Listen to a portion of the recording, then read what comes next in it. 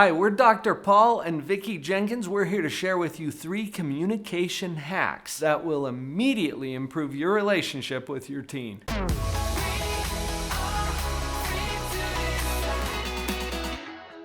You know, dealing with teens is kind of like dealing with fire.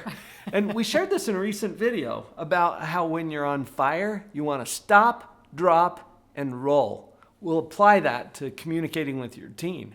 Hack number 1, stop. Stop talking.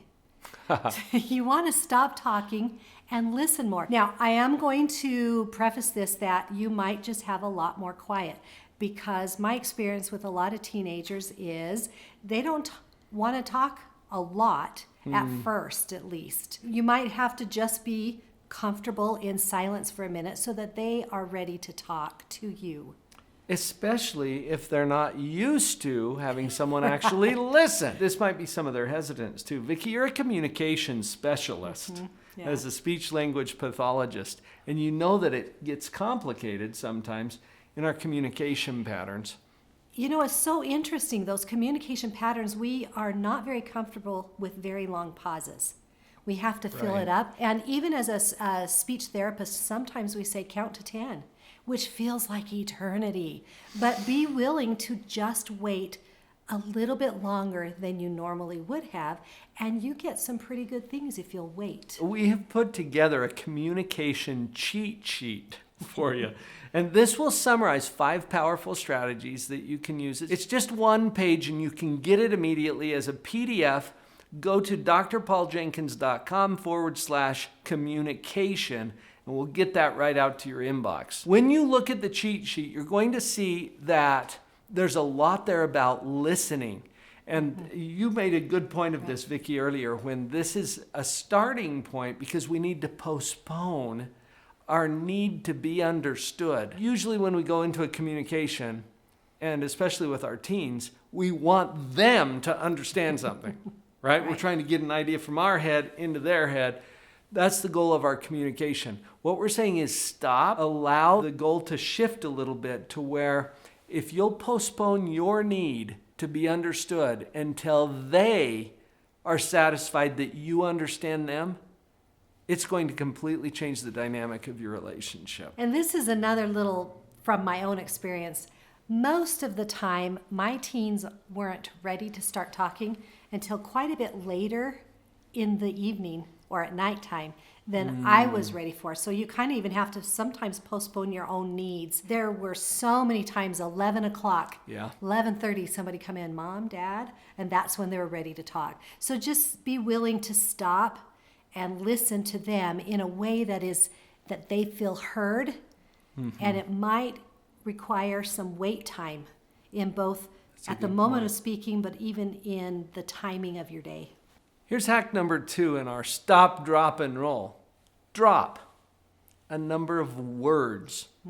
There are certain words in the English language that get in our way, and the first one is but. That is such a tricky word. Whenever you say anything, I really think you're doing great, but it just... Do you remember we were watching a show recently where someone was making an apology? Oh, gosh, yes. Do you remember this? Yeah. And the apology was so sincere. It was like, I'm really sorry that happened. And you can hear what's coming, can't you? But, and as soon as you say but, it means forget what I just said. Here's what I really mean. And kids listen for that. They know. So if you say but, they know, oh, they don't really care or think about me and anything. They're just ready to tell me what I'm supposed to do. Here's a little strategy. Write this in your notes somewhere. Stay in front of your but. Whatever you say in front of the but, stay there. Yeah, stay there. Let that stand by itself. Whatever comes after the but is going to spoil what you just said. So, and at the very least, I like the way Kirk Weisler puts this. He's the author of the Dog Poop Initiative, and he taught me once about butt flipping, which is basically you flip it. And if you have to say but, say the best thing last. You know, I really have some challenges with the way that you did this or that, but I am so appreciative of everything that you're doing for me. Yeah. Okay? I prefer that you drop the but. Now, there's a couple of other words that we could drop. Should implies judgment. like you aren't doing it right. Or you won't do it right unless I tell you how to do it. The should is really, really offensive, especially to a teen. And we come by it honestly as parents because we really do believe that they should do this or that. And it comes out in our language, and then that puts us in a very judgmental position, and we get resistance from our teen. Look, we're not arguing with your ability to make moral decisions. We get it. You're a good parent. Putting the word should in usually works against you because of the perception that it creates for your teenager. Here's another one that I would encourage you to drop. I think if I were you, where it becomes all about me, right? How I'm right and you're wrong. And if you were just smart enough to listen to me, then, the whole world would be a better place. Just notice that we get into this, it's almost a destructive pride, isn't it? Yeah. Where as parents, because of our experience and what we've learned in our own life, we put ourselves in that I'm here and you're there kind of a position. And don't forget it. Right. So I think let's just drop the I as much as we can. This is a good communication tool when you're talking to anyone, but especially with your teen, try to move more away from I and more into we or us or you, where your focus shifts from the big number one over to the person that you're with. Hack number 3, roll. You're going to roll out a new energy, a new attitude. It's a new approach, Right. really. When you say attitude, I always think back to our son Adam as a pilot. Right. And attitude is an aviation term that means position. So attitude is not how you feel. Attitude is your position toward something. What's your position toward your teen? Is your position, oh, they're challenging.